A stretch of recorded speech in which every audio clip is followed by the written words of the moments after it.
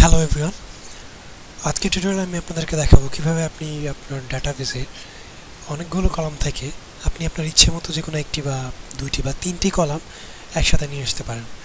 মানে আপনার কাছে যদি 4টা থেকে 5টা কলাম থাকে, আপনার প্রয়োজন হয়তো বা 2টা কলাম বা আপনার প্রয়োজন হয়তো বা একটা কলাম দেখার জন্য।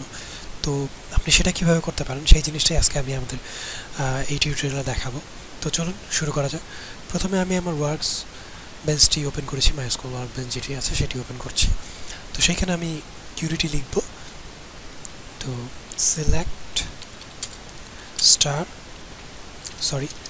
সিলেক্ট সাপোজ আমি আমার আইডি এবং নেম এই দুইটি কলাম একসাথে দেখতে চাই।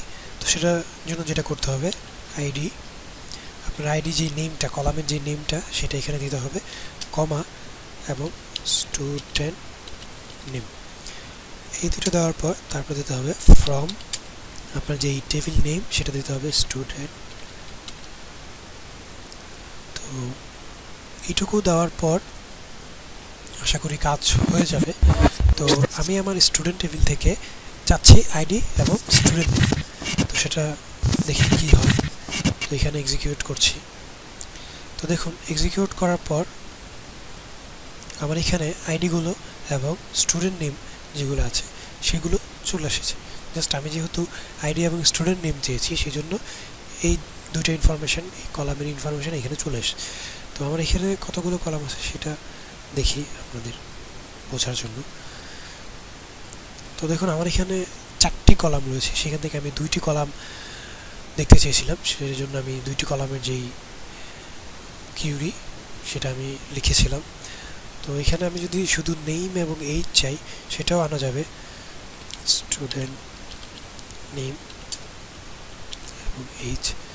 তো এটা দিয়ে এক্সিকিউট করার পর দেখুন এখানে স্টুডেন্ট নেম এবং এইজ যেটা ছিল সেটা চলে এসেছে। তো এটা হচ্ছে ওয়ার্ক বেঞ্চে কীভাবে করা যায়। তো একই প্রসেসে একই কিউরি দিয়ে আপনি আপনার মাইস্কুল যেই কমন প্রম্পট সেটাতেও কাজটা করতে পারেন। তো আমি এখানে এটা পেস্ট করে দিচ্ছি, সরি এইভাবে পেস্ট হবে না, এটা এইভাবে পেস্ট করতে হবে।